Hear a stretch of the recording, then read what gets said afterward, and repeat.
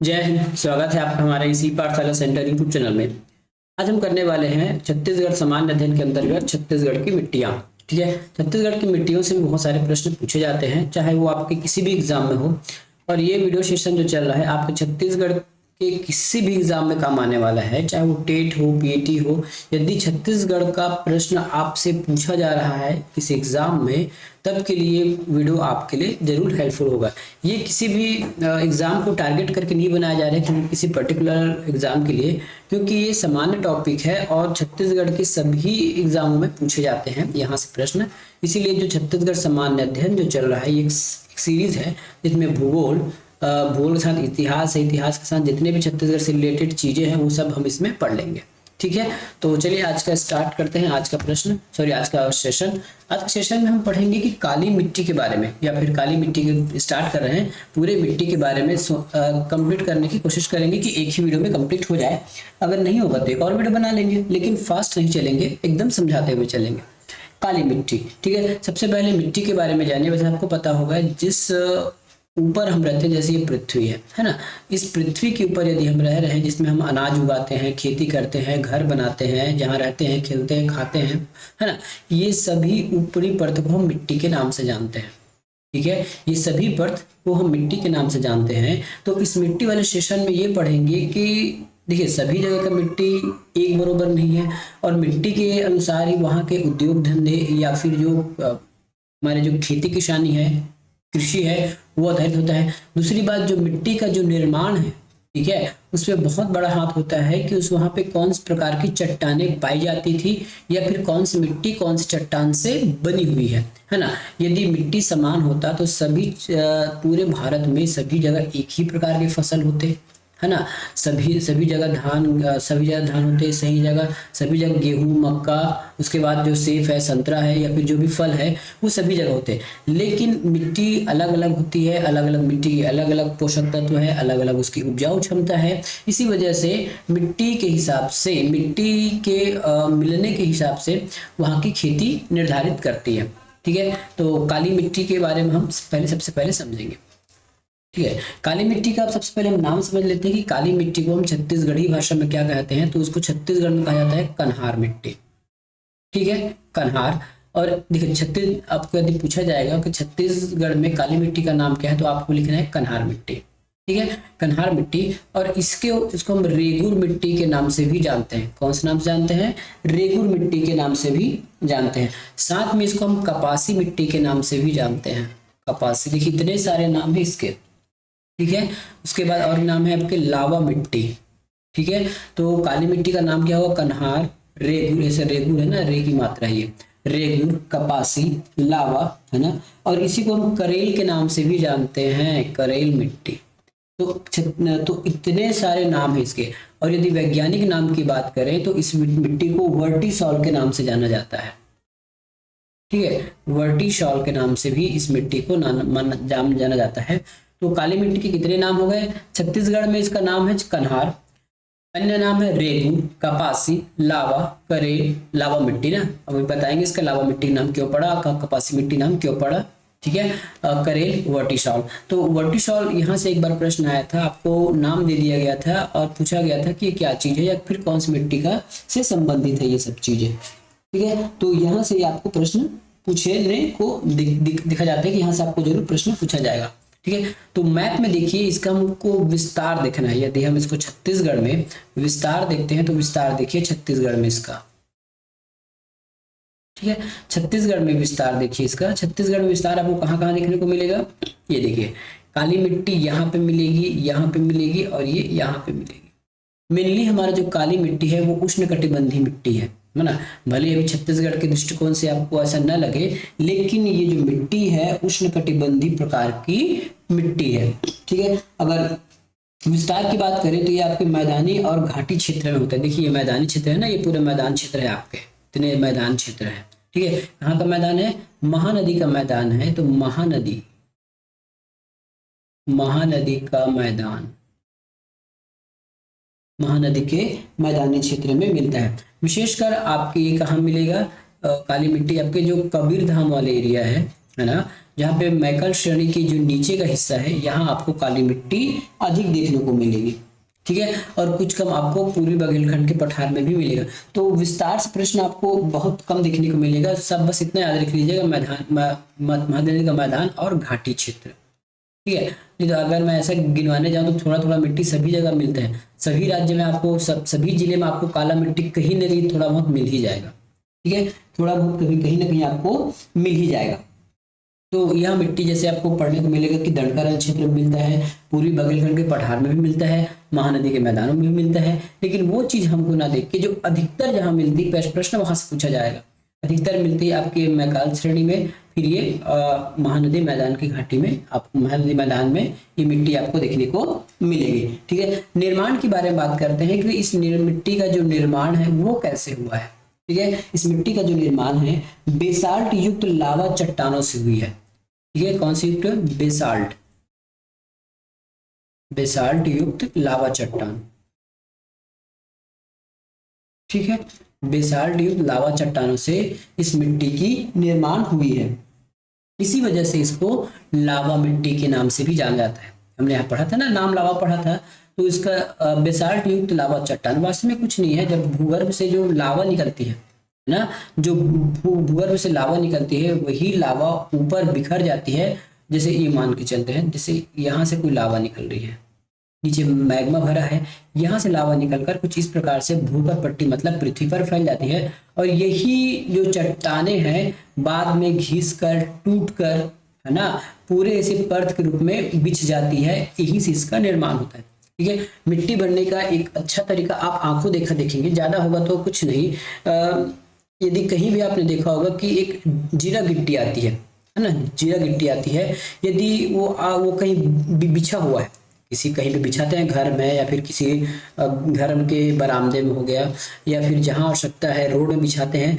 1 साल या 6 महीने बाद देखना वहां पे आपको थोड़ा भी कंकड़ पत्थर नहीं दिखेगा, चलने की वजह से पूरा घिस जाएगा और घिस कर वो मिट्टी बन जाता है। तो मिट्टी का निर्माण कुछ इसी प्रकार से होता है, चट्टानों से घिस कर टूट फूट कर वो एकदम महीन बारीक हो जाती है, ठीक है। तो सारी मिट्टी ऐसी बनती है, ऐसा कोई जरूरी नहीं है कि काली मिट्टी के ही बारे में बात कर रहे हैं, सारा मिट्टी ऐसा ही बनता है, लेकिन उसके जो मूल चट्टान है ना, इस पर डिपेंड करता है कि वो जो मिट्टी की जो क्वालिटी है वो किस पर डिपेंड करती है, किस चट्टान से बना है, उसके मूल चट्टान या फिर मातृ चट्टान के ऊपर डिपेंड करती है कि मिट्टी कौन से प्रकार का होने वाला है, ठीक है। अब इसमें जो फसल देख लेते हैं, फसल कौन कौन सी होती है, तो सबसे पहले आती है कपास होती है इसमें, कपास, ठीक है।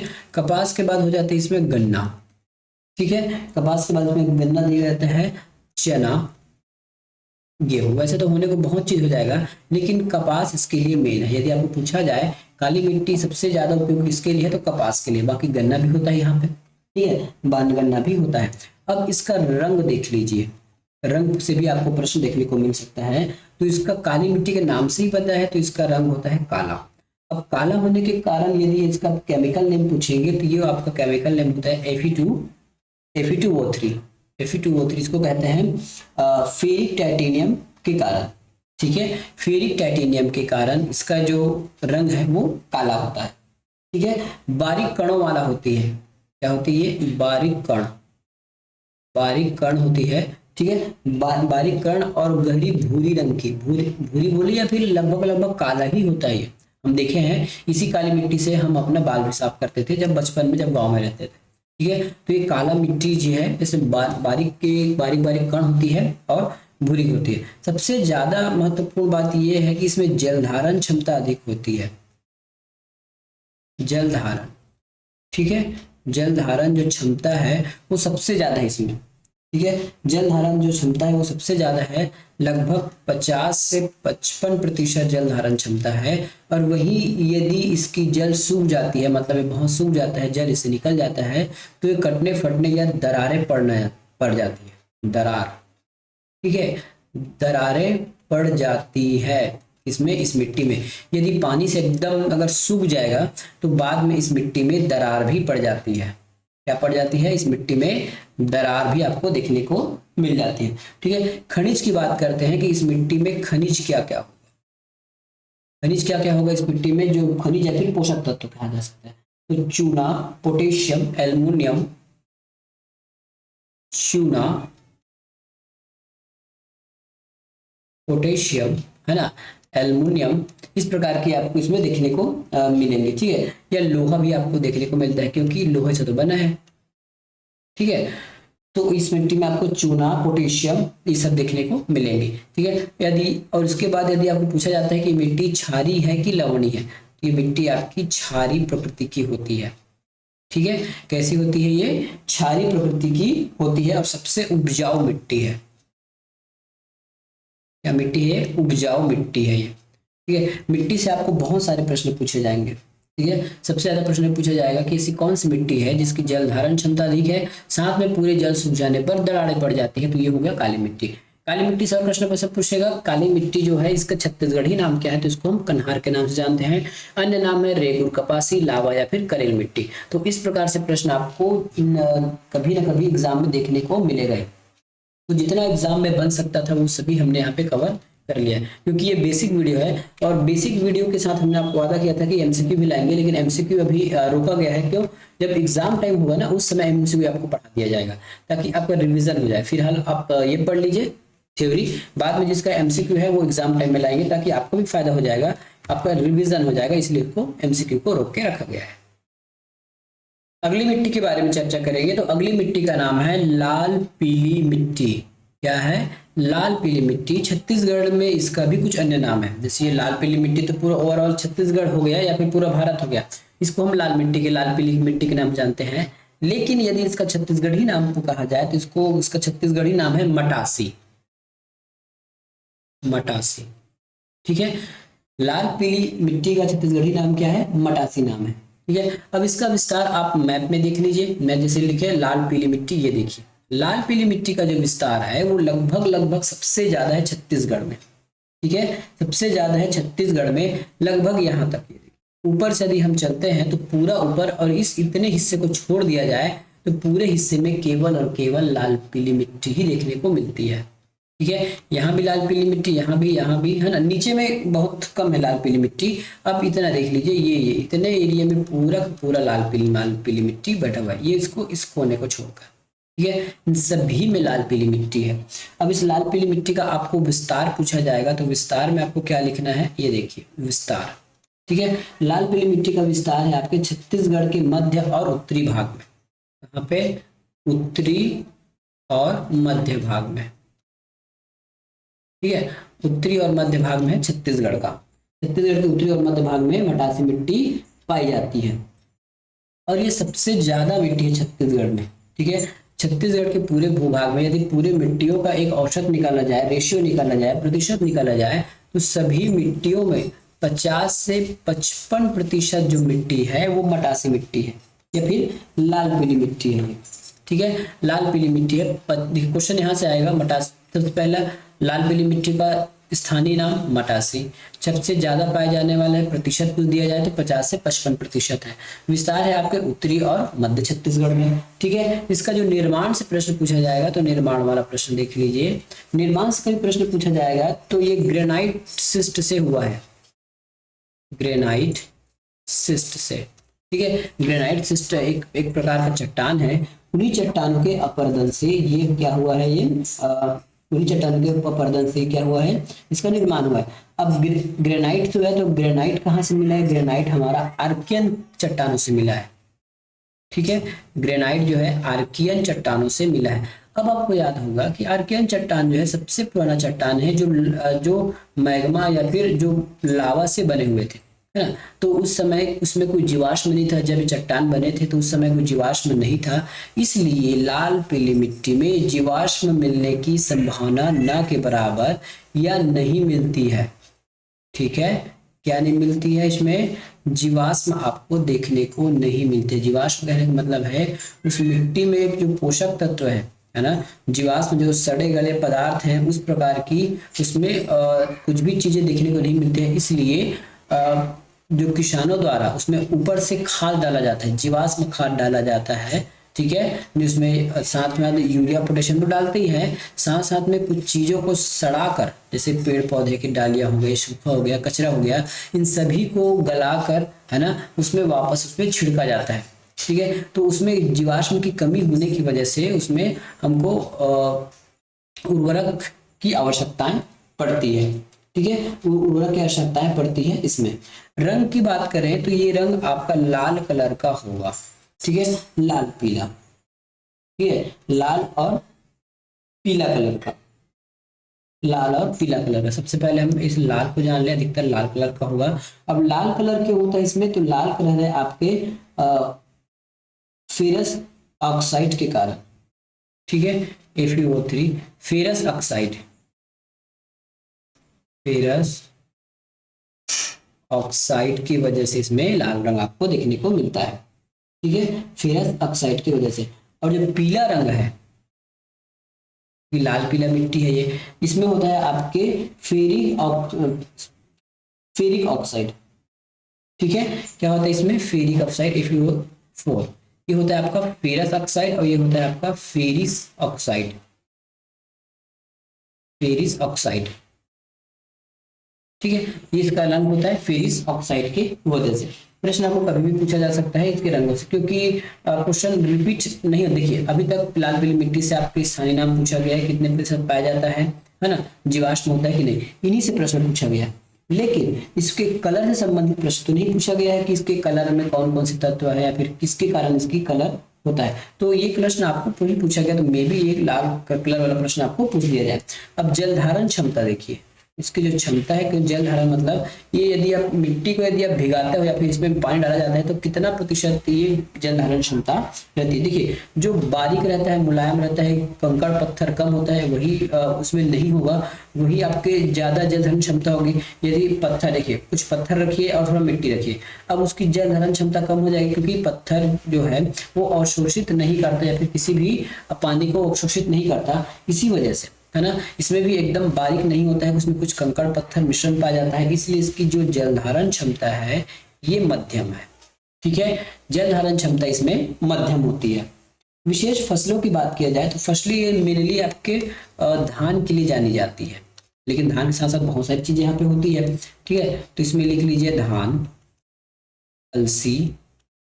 ठीक है, अलसी बहुत कम लोग खाए होंगे या फिर इसको देखे भी नहीं होंगे।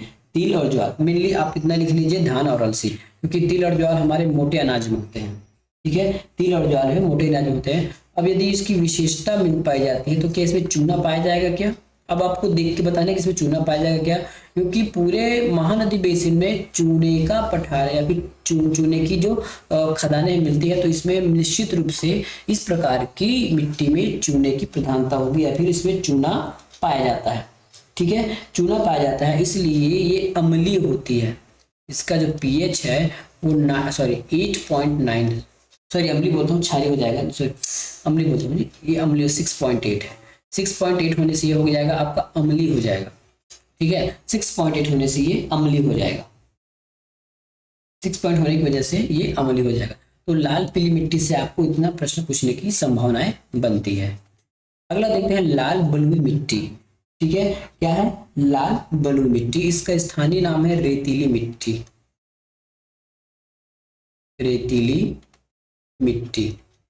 ठीक है, रेतीली मिट्टी नाम है इसका स्थानीय नाम। कभी आपको पूछा जाए तो याद रखिएगा, क्योंकि स्थानीय नाम से भी प्रश्न आपको ज्यादा बनने की चांसेस रहते हैं। ठीक है, अब पाए कहाँ जाएगा? देखिए तब मैप में देखिए लाल बलुई मिट्टी कहाँ है, तो ये आपके बस्तर वाले एरिया में सबसे ज्यादा मिलता है लाल बलुई मिट्टी। ये देखिए ये बस्तर वाला जितना एरिया है ना, आपके लाल बलुई मिट्टी केवल और केवल यही देखने को मिलती है और आपको कहीं देखने को नहीं मिलेगा। तो विस्तार लिख लीजिए। वैसे आप यदि मैप से पढ़ते हैं तो आपको कोई दिक्कत नहीं होगी। देखिए मैप में आपको सभी पता चल रहा है कि कौन सा कहाँ पे है। ठीक है, तो विस्तार में देखेंगे इसका बस्तर, बस्तर का पठार लिख लीजिए। बस्तर के पठारी एरिया में क्या मिलता है? ये लाल बलुई मिट्टी का विस्तार देखने को मिलता है। बस्तर के उच्च भूमि के ढालों पर पाई जाने वाली मिट्टी को टिकरा कहते हैं। देखिए कई बार प्रश्न पूछा जाएगा, बस्तर के उच्च भूमि के ढालों पर, जैसे बस्तर में बहुत सारे पर्वत हैं, पहाड़ हैं, पठार हैं, तो इसकी जो ढलान एरिया में जो मिट्टी मिलता है इस प्रकार से, है ना, इस प्रकार से जो ढलान एरिया में मिट्टी मिलेगा इसको क्या नाम का जाना जाएगा? टिकरा के नाम से जाना जाता है। ठीक है, टिकरा के नाम से जाना जाता है इस प्रकार की मिट्टियों को। ठीक है, विस्तार आप अगर लिखना है तो अच्छे से लिख लीजिए इसको, आपको मैंने बता दिया है बस्तर के पठार में। साथ में आपको इसमें लिखना है दंतेवाड़ा, ये तो ऐसे बस्तर के पठार में आ ही जाएगा। दंतेवाड़ा के बाद आप लिख लीजिए बस्तर, बस्तर कांकेर, ठीक है, मानपुर मोहला अम्बागढ़ चौकी वाला जो हिस्सा है वो। ठीक है, उसके बाद बालोद का जो दक्षिणी हिस्सा है, बालोद का जो दक्षिणी हिस्सा है वहां पे इस मिट्टी का विस्तार आपको देखने को मिलेगा। प्रतिशत देखा जाए मतलब पूरी मिट्टी को यदि हम माना जाए तो ये कितने प्रतिशत हिस्सा रखती है पूरे छत्तीसगढ़ में, तो पूरी मिट्टी और पूरे छत्तीसगढ़ के हिसाब से ये 25 से 30% हिस्सा रखता है लाल बलुई मिट्टी। ठीक है, और ये क्योंकि इसमें जलधारण क्षमता कम होती है, इसमें कंकड़ पत्थर जाते हैं, इसलिए मोटे अनाज के लिए जाना जाता है ना। इसमें जलधारण क्षमता बहुत कम होती है और इसकी जो प्रकृति है वो क्या है, अम्लीय है। ठीक है, और उसकी प्रकृति जो है वो अम्लीय है। अब फसल देख लिया जाएगा, इसमें फसल कौन कौन से मिलेगा, तो आपको फसल देखने को मिलेगा इसमें मोटे अनाज, क्योंकि मोटे अनाज में पानी की कमी होती है या फिर कम पानी में ही मोटे अनाज हो जाते हैं। इसमें पानी की क्षमता बहुत कम है, जलधारण क्षमता कम होने की वजह से इसमें जल की कमी हो जाती है। ठीक है, तो मोटे अनाज आपके क्या जाएंगे, आपके मोटे अनाज में कोदो है, कुटकी है, बाजरा है, ये सब आते हैं। कोदो, कुटकी, ठीक है, बाजरा, ये सब आपके मोटे अनाज है। ठीक है, ये सब आपके मोटे अनाज है, इसी मिट्टी पर ये सब चीजें पाई जाती है। ठीक है, चलिए, तो आपको लाल बलुई मिट्टी से आपको इतना ही प्रश्न मिलेगा, इससे ज्यादा आपको प्रश्न देखने को लाल बलुई मिट्टी से नहीं मिलेगा। ठीक है, अब लाल दोमट मिट्टी की बात करेंगे। तो पहले मैप में देखिए कि लाल दोमट मिट्टी कहाँ पे है, तो लाल दोमट मिट्टी यहाँ पे है, केवल आपके नीचे बस्तर और सुकमा वाले क्षेत्र में। ठीक है, नीचे वाले क्षेत्र में ये लाल दोमट मिट्टी आपको देखने को मिलेगी। ठीक है, दंतेवाड़ा और सुकमा में, कहाँ है, दंतेवाड़ा और सुकमा में। ठीक है, लाल दोमट मिट्टी देखने को मिलती है। प्रतिशत है तो ये बहुत कम प्रतिशत है, हमारे यहाँ 10 से 15% इस मिट्टी को देखने को मिलता है, और क्योंकि बस्तर और नीचे ही है लाल दोमट मिट्टी। ठीक है, इसका रंग जो है लोहे की वजह से होता है, लाल का जो रंग है, लाल काला होने का कारण है लोहे की वजह से, लोहे के कारण इसकी जो कलर है लाल हो जाता है। जलधारण सबसे कम है, जलधारण, अब जलधारण आपको कैसे समझ थोड़ा सा बताता हूँ। जलधारण का मतलब क्या होगा, सबसे कम, ये मान चलिए, मात्र लिखते हैं, ये 2 पात्र आपने ले लिया है ना, ये 2 पात्र आपने ले लिया। एक पात्र में आपने रेती कंकड़ डाल दिया, कंकड़ आपके यहाँ जो रेत आता है ना, रेत जिससे आप घर निर्माण करते हैं, वो रेत इसमें डाल दीजिए, और जो सिंपल मिट्टी है इसको कहीं से एकदम बारीक मिट्टी आप इसमें डाल दीजिए, बारीक मिट्टी, और 1 जग दोनों में पानी डालिए या 1 लीटर दोनों में पानी डालिए। देखिएगा आपके 1 लीटर पानी इसके लिए कम पड़ जाएगा।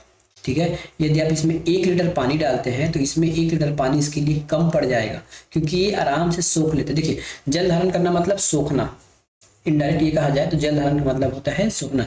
जैसे जो पैड है ना, जो पैड यूज करते हैं ना महिलाएं, वो क्या पैड वो क्या वो वाटर सोखने का काम करती है। उसी प्रकार से ये जो रेत है ये वो पानी नहीं सोख पाता, क्योंकि इसमें रेत है ना, ये बारीक हुआ नहीं है, इसमें कहीं भी पानी जाने की जगह ही नहीं है रेत में, इस वजह से ये पानी बहुत कम सोखता है, मतलब इसमें जल नहीं रहता है। आप पत्थर को कभी पानी से डुबा के निकालिए, क्या वो कभी रेत से कभी पानी सोखता है, क्या नहीं सोखता है। तो जलधारण का मतलब होता है, जब सीधी भाषा में बात करूं तो पानी सोखना। ठीक है, जलधारण का मतलब हो जाएगा पानी सोखना। तो सबसे कम है लाल दोमट मिट्टी में पानी सोखना या फिर जलधारण होना। ठीक है, यह मिट्टी जल के अभाव में पत्थर के समान कठोर हो जाती है, और कठोर रहती है क्योंकि जल धारण करती नहीं है, इसलिए ये कठोर हो जाती है, कठोर होती है। ठीक है, जल धारण कम है इसलिए यह मिट्टी को बहुत कठोर होती है ये मिट्टी। ठीक है, चलिए अगला मिट्टी के बारे में बात करते हैं। लेटराइट मिट्टी, ये लेटराइट है, लेटेराइट लिखा है, लेटराइट मिट्टी है ये। ठीक है, इसको ऐसा कर लीजिए, ट बना लीजिए, इसको रा बना लीजिए, लेटराइट मिट्टी। ठीक है, अब लेटराइट मिट्टी के बारे में जानेंगे। लेटराइट मिट्टी का नाम है जो मुरुम या भाटा, मुरुम है ना, आप कहीं देखे होंगे इसको भाटा, देखो छत्तीसगढ़ में बहुत सारे मुरुम या भाटा जमीन होते हैं जो हल्का लाल कलर का ही दिखते हैं वो भी। ठीक है, लेकिन उसमें मुरुम छोटे छोटे कंकड़ की मात्राएं ज्यादा होती है। ठीक है, छोटे छोटे कंकड़ की मात्रा उसमें ज्यादा देखने को मिलती है। तो लेटराइट मिट्टी का स्थानीय नाम क्या हो जाएगा? भाठा मिट्टी। ठीक है, क्या मिट्टी हो जाएगा? भाठा मिट्टी या फिर मुरमी। मुरमी जैसे जब भी आप घर बनाते हो ना तो पटिंग करने के लिए मुरम डाला जाता है, उसी मिट्टी को हम लेटराइट मिट्टी के नाम से जानते हैं। ठीक है, उसी मिट्टी को लेटराइट मिट्टी के नाम से जाना जाता है। इसमें छोटे छोटे छोटे छोटे कंकड़ मिलते हैं। कंकड़, यदि आप मुरुम देखे होंगे तो आपको ज्यादा आवश्यकता नहीं है ज्यादा समझाने की, है ना। मुरुम को ही लेटराइट मिट्टी के नाम से जाना जाता है। ठीक है, और ये बंजर भूमि के नाम से जाना जाता है। ठीक है, बंजर भूमि, बंजर भूमि के नाम से जाना जाता है। अब लेटराइट मिट्टी कहाँ मिलता है? ऊपर देखिए आपके इस जशपुर वाले क्षेत्र में यहाँ पे आपको मिलेगा लेटराइट मिट्टी। जहाँ मेरा पेन चल रहा है वो देखिए, ये आपके कहाँ पे होगा? ये मैकल श्रेणी के नीचे वाला हिस्सा। और एक लेटराइट मिट्टी ये मिलेगा आपके लाल डोमट मिट्टी सुकमा वाले बस्तर वाले एरिया में। ठीक है, तो वे ऐसे मिट्टी है, भाठा जमीन है, क्योंकि इसमें बहुत उपजाऊ बहुत न के बराबर या बहुत कम होता है। ठीक है, इसलिए इसको बंजर भूमि के नाम जाना जाता है। अधिकतर पत्थर, बड़े बड़े चट्टान है या कंकड़ पत्थर है, ये अधिक देखने को मिलती है इस मिट्टी में। ठीक है, इस मिट्टी में यही ज्यादा देखने को मिलती है। विस्तार हमने देख लिया, सरगुजा संभाग ये जगदलपुर वाला है। ठीक है, तो चलिए विस्तार देख लेते हैं इसका। विस्तार, विस्तार कहाँ कहाँ पे है? तो इसका विस्तार आपको देखने को मिलेगा सरगुजा संभाग में, पाट प्रदेश लिख देता हूँ ना, पाट प्रदेश में देखने को मिलेगा। ठीक है, पाट प्रदेश के बाद आपके जगदलपुर वाले क्षेत्र, यहाँ पे देखिए ये जगदलपुर वाला क्षेत्र है, तो ये हो गया जगदलपुर। जगदलपुर वाले क्षेत्र में आपको देखने को मिलेगा। साथ में ये जो मिट्टी है ना, आपको कहीं ना कहीं ऊपर जो है यहाँ पे ये कोरबा वाले क्षेत्र में, कोरबा या फिर जांजगीर चांपा, जांजगीर चांपा नहीं होगा क्योंकि मुंगेली वाले हिस्से में, मुंगेली लोरमी वाला है ना, यहाँ पे ये मिट्टी आपको देखने को अधिकतर मिलेंगी। और कहीं कहीं ये यदा कदा जो भाठा देखने को मिलता है। देखिए एकदम जरूरी नहीं है कि जैसे कोई राज्य है या फिर कोई जिला है वहाँ एक ही प्रकार की मिट्टी मिले, ऐसा कोई जरूरी नहीं है, लेकिन अधिकतर मात्रा उस प्रकार की मिट्टी की होती है। ठीक है, चलिए और आगे समझते हैं इस मिट्टी के बारे में। तो यहाँ यदि हम फसल की बात करें तो ये आपके बागवानी के लिए अधिक होती है, बागवानी के लिए, ये बागवानी के लिए अधिक होती है, जिसमें कम पानी की आवश्यकता होती है। तो वैसे फसलों का आप उसमें उगा सकते हैं, जैसे आलू हो गया, आलू के बाद टमाटर हो गया। ठीक है, आलू है, टमाटर है, चाय की खेती है, चाय और लीची। देखिए आपको पता होगा कि जशपुर में भी चाय उगाया जा रहा है इसी मिट्टी में, है ना। एक बार न्यूज में आया था कि जशपुर में भी अब चाय उगाया जा रहा है, क्योंकि वहाँ की जो मिट्टी है लेटराइट मिट्टी है, इसी वजह से। ठीक है, अब कई बार आपको डाउट होगा कि लेटराइट मिट्टी बनता कैसे है। ठीक है, लेटराइट मिट्टी बनता कैसे है, तो हम इसका बस थोड़ा सा आपको बता दूं कि इसका जो निर्माण कैसे होता है। ठीक है, निर्माण, सॉरी ये पात्र हमारा थोड़ा गलत बन गया।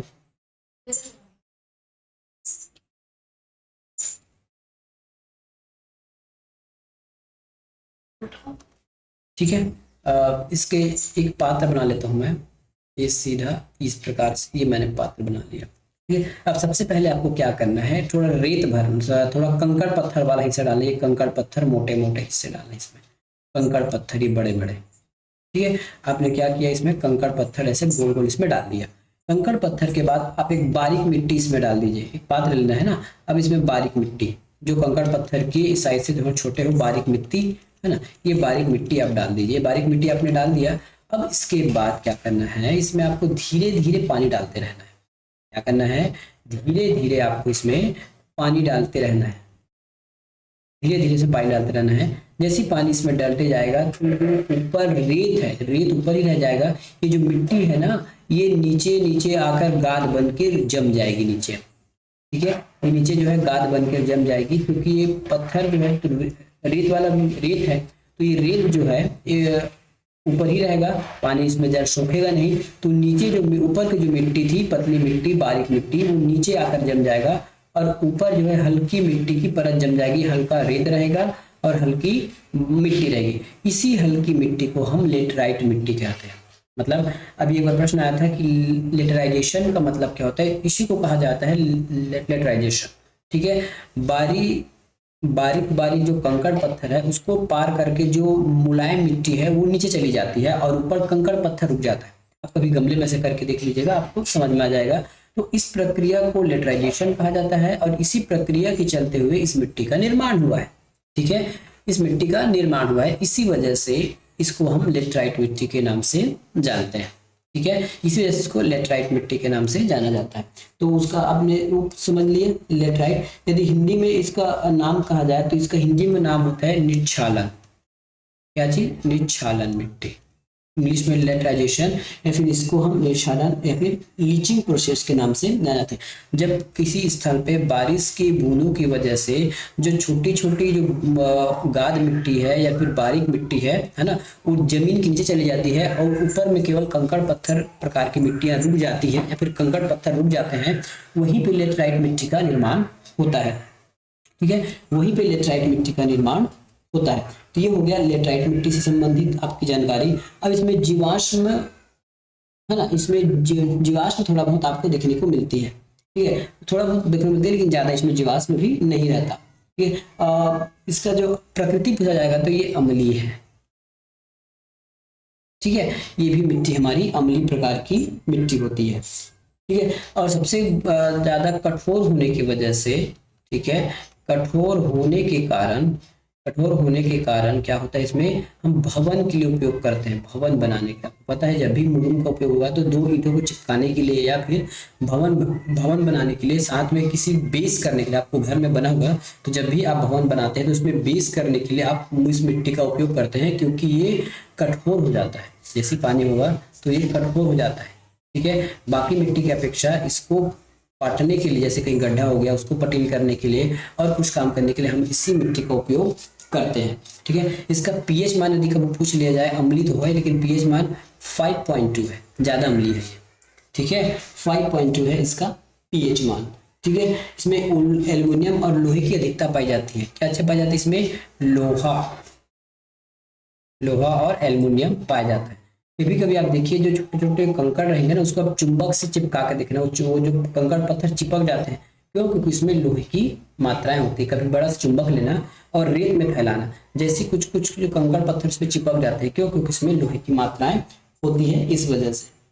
ठीक है, इस वजह से चिपक जाती है। तो अभी आज हमने 3-4 मिट्टी के बारे में समझा। ठीक है, इसके बाद हमारे पास कुछ और मिट्टियां बची, जिसको हम डोसा मिट्टी कहते हैं, कछारी मिट्टी या फिर परिया मिट्टी। ठीक है, तो अभी तक हमने 1, 2, 3 और ये 4-5 प्रकार की मिट्टी के बारे में हमने समझा है। ठीक है, 5 प्रकार की मिट्टी के बारे में समझा है। इसके बाद जो कुछ और मिट्टियां बन जाती है जिसको छत्तीसगढ़ के हिसाब से वो भी जरूरी है। ठीक है, तो उसको हम नेक्स्ट वीडियो में करेंगे। ठीक है, तो यहाँ से आपका प्रश्न नहीं छूटेगा। इसके बाद इसका हम एमसीक्यू देख लेंगे। जब एग्जाम आएगा तब सभी चीजों का एमसीक्यू लाइन से चलते रहेगा। मिलेंगे अगली वीडियो में। धन्यवाद।